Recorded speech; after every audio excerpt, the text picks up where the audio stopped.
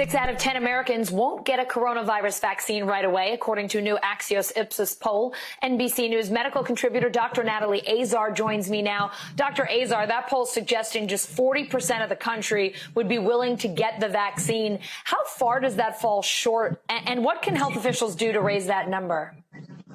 Well, it's definitely short. I mean, we need at least, let's say, 60 to 70% of the population to get vaccinated if the floor for efficacy is 50% in terms of how effective the vaccine needs to be to get approved.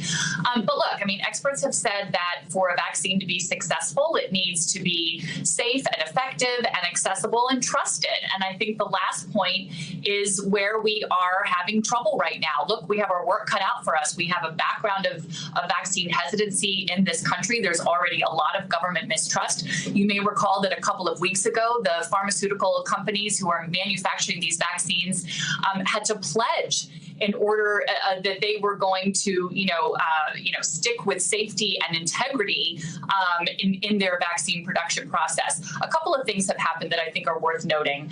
One is that last weekend, the three companies, Pfizer, Moderna, and AstraZeneca, all released their protocols online. These detail their efficacy thresholds, issues of safety, when they're going to complete their trials. And of course, as the news broke yesterday from WAPO, that the FDA is going to be releasing new standards regarding an EUA for vaccines, requiring that the late-stage trials go on for at least 2 months after the last dose of vaccine, and also long enough that they get at least 5 severe cases. We don't just want a vaccine that prevents mild illness, and also cases in older individuals. So transparency and trust are the only things that are going to get this vaccine mobilized, if you will. Dr. Azar, today at the Senate Health Committee hearing, Senator Rand Paul and Dr. Fauci had a pretty heated exchange about herd immunity. Here's part of it.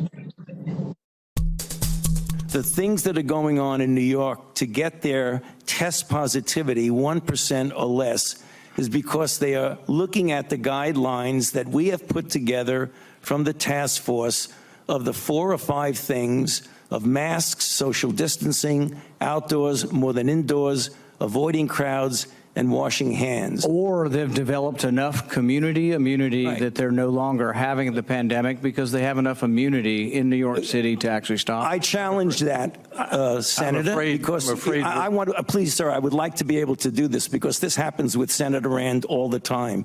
You were not listening to what the director of the CDC said, that in New York, it's about 22%. If you believe 22% is herd immunity, I believe you're alone in that. Let's talk a little bit more about what Dr. Fauci is saying there. Why is Senator Paul's theory wrong that New York might have herd immunity?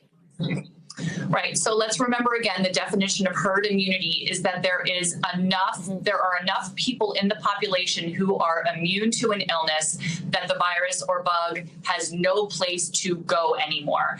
And the way that herd immunity is typically achieved is partly through natural infection and partly through vaccination.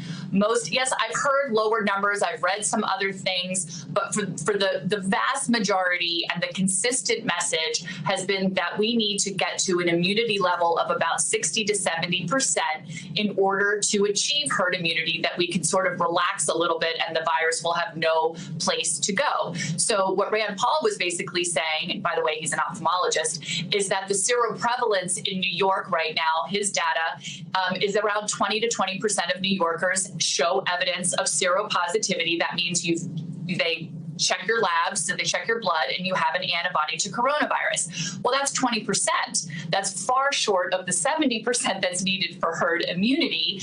The deficit could certainly be made up by a vaccination, which we're having this conversation is a long time off. So the calculation is just completely off there. I'm not exactly sure what the point was to stress that there is this seroprevalence of 20%. And Allison, we also know that just having the antibodies in and of themselves, we don't know how strong that immunity is, how much is conferred, and how durable it is. One thing I will say, Dr. Azar, good for Dr. Fauci, making sure he got his answer in there. All too often in these hearings on Capitol Hill, they run out of time. People don't get to say what they have to say. So glad that he was able to respond to that one. And thank you so much for helping us to better understand that. Always appreciate having you on. Thanks, Allison. Hey, NBC News viewers, thanks for checking out our YouTube channel. Subscribe by clicking on that button down here and click on any of the videos over here to watch the latest interviews, show highlights, and digital exclusives. Thanks for watching.